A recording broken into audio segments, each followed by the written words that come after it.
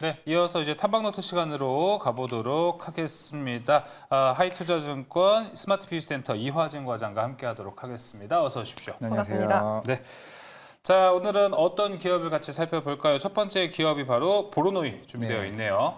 네, 뭐 어제 다녀오긴 했는데 네. 이 회사는 우리나라에서는 이제 표적 치료제 이제 관련해서는 가장 우수한 기업이라 좀 보시면 될 것 같고, 물론 지금 두세 개에 대한 파이프라인이 시장에서 계속 주목받고 있는 좀 회사라고 보시면 될 것 같습니다.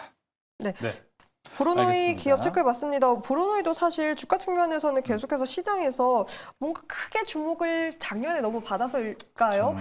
많이 소외받고 있는 듯한 분위기가 확인이 되고 있는데, 일단은 나스닥 상장 바이오 올릭 주가가 3배 이상 오르면서 파트너사인 이 보르노이에도 관심이 집중되고 있습니다. 사실 수혜가 기대되고 있는 건 맞는데 시장은 뭐 크게 반응은 하고 있지 않는 것 같아요.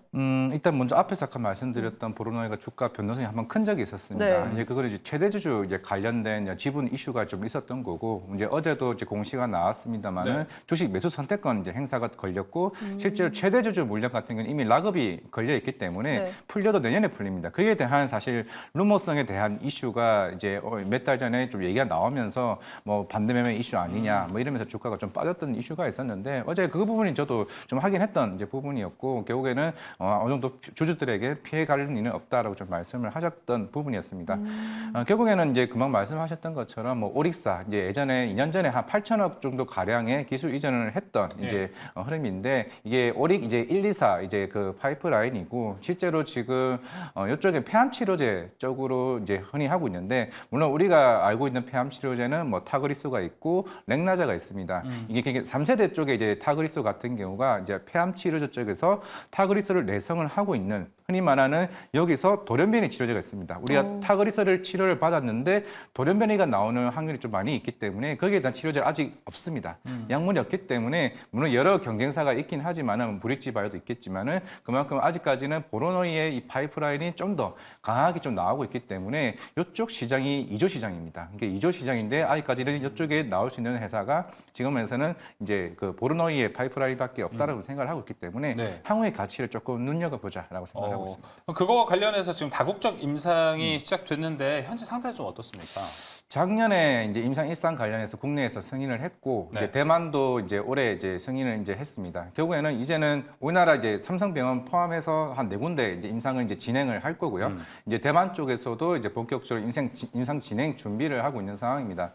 아마 올해 하반기쯤에는 이제 북미 쪽, 이제 미국 쪽에 이제 준비 절차가 좀 남아 있기는 하지만은 아마 큰 문제 없이 제가 볼 때는 계속 꾸준히 이제 진행되지 않을까라고 생각을 하고 있습니다. 네, 현황까지 체크해봤는데, 그렇다면 이러한 폐암 외에 우리가 주목해볼 파이프라인이 있을지, 그리고 사실 가장 기대되는 건 이런 기업들은 암학회도 충분히 수혜가 될 수 있다고 보지 않습니까? 네, 워낙 이제 폐암 치료제는 지금 이제 렉나자 관련 이슈도 좀 많이 있는 상황이긴 하지만은 지금 VRN 07이 있고 VRN 이제 11이 있습니다. 이거는 네. 또 폐암 치료제 쪽 관련된 돌연변이 치료제 쪽이고, 그 VRN 10 같은 경우가 흔히 말하는 유방암 쪽으로 타깃을 하고 있는 이제 HER2를 타깃으로 하고 있는 치료제입니다. 그 부분도 향후에 계속 꾸준히 임상 준비를 지금 하고 있는 좀 상황이고, 네. 실제적으로 조금 뭐 보로노이 입장에서도 항상 뭐 바이오 탐방을 가게 되면 물론 항상 자신감이 넘치긴 하시지만은 약간 이쪽에 대해서는 흔히 표적 치료제는 우리나라에서는 우리 보로노이 가장 최고다라고 얘기 항상 하시는 말씀이 있기 때문에 지금 오늘 뭐 주가가 빠지는 것도 오늘 좀 3, 4% 아까 빠졌는데, 이게 아마 어제 주식 매수 선택권 행사 이슈가 나오면서 좀 시장이 좀 빠지는 것 같습니다만은 결국에는 아까 뭐 학회나 이런 이슈가 있는 거는 결국에는 향후에 이런 치료제가 어느 정도 크게 부각이 됐을 때 좀 시장에서는 관심이 더 커질 수 있다 생각하고 있습니다. 네, 알겠습니다. 네. 일단은 학회에 대해서 긍정적으로 가져갈 수 있는 이슈가 있다. 보로노이 기술력도 자부하고 있네요. 여러 가지 이야기 들어봤고요. 자, 이번에는 두 번째 기업 가보도록 하겠습니다. 신테카 바이오로 넘어가 볼게요. 신테카 바이오는 어떤 특장점이 있습니까? 사실 뭐 저도 이제 AI 신약 플랫폼은 사실 어제 보르노이도 저는 이제 AI 신약 쪽으로 좀 관련해서 봤는데, 사실 제가 볼 때는 이쪽 보르노이는 AI 신약 관련해서는 조금은 이게 비중은 좀 낮은 것 같습니다. 그렇다면은 신테카 바이오와 이제 파로스 아이 바이오가 이제 AI 신약 플랫폼에서는 우리나라에서는 그래도 아직까지는 실적은 안 나오지만은 향후에 성장성은 좀 기대해 볼 수 있는 기업이 아닌가라고 생각을 하고 있습니다. 어디서 그 이유는 찾아볼 수 있습니까? 일단은 이 회사 같은 경우는 지금 슈퍼컴퓨팅을 이제 지금 올해 한 10,000개 정도에 대한 증설을 지금 준비 중에 있고 이미 작년에도 공시가 나왔습니다. 네. 뭐 경쟁사로 한다면은 사실 경쟁사를 하긴 좀 그렇긴 하지만은 이제 미국의 이제 슈러딩거나 뭐 리커전 그리고 이제 엑스사이티아 같은 이런 회사들 같은 경우는 실제로 매출이 2천억 이상 나오고는 있습니다. 실제로 사노피나 이런 러시아와 같은 회사들에게 기술 이전은 2조, 5조짜리에 대한 실적이 한번 나왔기 때문에 그만큼 만약에 우리나라도 이제 AI 신약 관련해서 그런 아직까지는 그런 기술 이전 계약이 안 나왔지만은 나오게 된다라고 하게 되면 바이오 투신 중에서도 이쪽의 흐름은 좀 강하게 나올 수 있지 않을까 생각을 하고 그렇기 있습니다. 때문에 기대를 해볼 수 있고 그렇다면 올해 AI 신약 플랫폼 기반 서비스형 소프트웨어 그리고 3BM GPT를 공개한다라는데 일단 저는 제약바이오에 GPT가 들어가니까 무섭기도 하고 네. 이거를 신뢰해도 되나 싶더라고요. 어떤 내용입니까? 이게 참 어제 이거 또 보르노에 좀 엮일 수가 있는데 네. 물론 AI에 대한 얘기를 했을 때 물론 그쪽 박사님들이나 이런 분들은 자기가 지금까지 거의 15년, 10년간 연구를 해왔던 흐름이 있는데 이걸 AI를 접목한다라고 했을 때 아직까지 이쪽의 신뢰성에 대한 부분은 조금은 그냥 하나의 보조 지표다. 허탈하기도 하죠. 그죠. 네. 왜냐하면 내가 15년을 했는데 이걸 AI로 5년 만에, 4년 만에 그러니까요. 이게 후보 물질을 발견한다는 건데 물론 이게 정말로 향후에 이런 성과들이 나온다라고 하게 되면은 좀 신뢰성은 좀 올라가지 않을까라고 생각을 하고 있습니다. 그리고 이제 이 GPT 관련 서비스도 결국에는 사실 신테카 바이오는 물론 저도 갔을 때 얘기를 했던 거는 우리는 바이오 회사가 아니라 IT 회사다. 얘기를 했던 거는 그만큼 이런 딥러닝, 그만큼 GPT를 통해 가지고 여러 후보 물질이 있습니다. 그냥 ADC도 있을 거고, 뭐 이중항체도 있을 거고, 이 각자의 파트별, 모듈별로 해서 이거에 이제 우리가 원하는 후보 물질을 도출할 수 있는 이제 효과를 GPT 서비스를 통해서 이제 하겠다라는 이제 측면이기 때문에 사실 뭐 이거 하는 건 정말 좋긴 한데 신테카 바이오는 결국에는 일단 기술 이전 계약이나 실적이 나와야 조금 제가 봤을 때는 주가가 좀 강하게 움직이지 않을까 생각하고 있습니다. 알겠습니다. 자, 이런 다양한 기술들을 좀 갖고 있는데요. 자, 신테카 바이오가 바이오 유럽 스프링에 참여했다고 합니다. 여기서는 또 어떤 것들이 소개가 되고 있나요?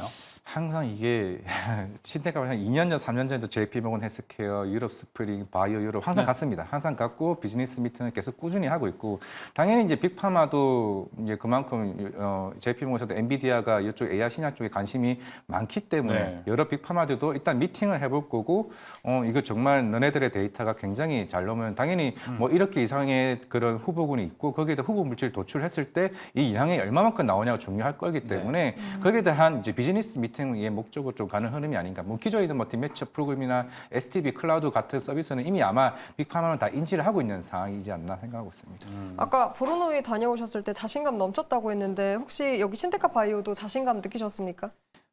근데 그렇죠. 항상 그렇게 얘기를 하긴 하십니다. 거의 대부분의 여의도에 있는 사람들은 아마 여기 탐방 다 가보셨을 거고, 물론 어제도 해명을 하긴 했었지만 여기도 지금 대주주 반대매매 이슈가 있습니다만은 물론 사실 이것도 없습니다. 그만큼 왜 그러냐면은 3월이 감사 보고서 시즌이다 보니까 그런 회계적인 측면에서 실적이 안 나오다 보니 네. 5개년 동안 적자이니까 물론 이제 이것도 해명을 했습니다. 이게 기술 특례 상장이긴 하지만은 이거는 올해부터 이제 적용이 되는 측면이 있기 때문에 그와 관련되는 리스크는 없다 말씀드리겠습니다. 맞아요. 감사 보고 시즌에 유독 그렇게 또 몸살을 앓는 게 제약바이오이기 때문에 그렇습니다. 일단 성장성에 조금 더 포커스를 맞춰서 기업에 대한 흐름을 기다려줘야 될 것 같습니다. 자, 그렇다면 넘어가서 반도체 쪽 이야기 넘어가 보도록 할게요. 제조 자동화 쪽으로 좀 기대감을 모으고 있는 사이맥스. 일단 생소한 기업이기도 한데 맞아요. 정확하게 어떤 사업을 영위하고 있습니까?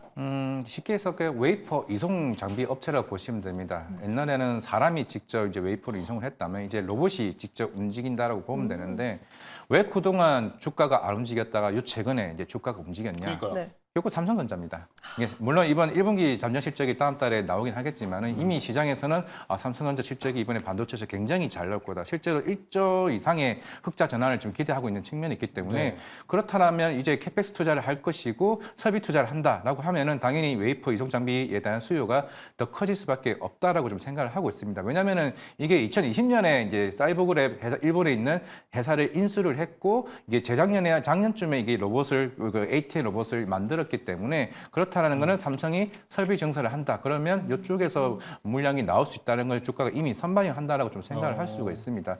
물론 1차 공급사들이 원익 IPS나 세메스나 테스 쪽이고 이게 결국엔 최종단이 삼성전자나 SK 하이닉스인데 삼성전자 비중이 90%입니다. 그렇다 보니까 지금 SK 하이닉스보다는 삼성전자에 대한 비중 때문에 최근에 주가가 좀 강하게 움직이지 않았나 생각하고 있습니다.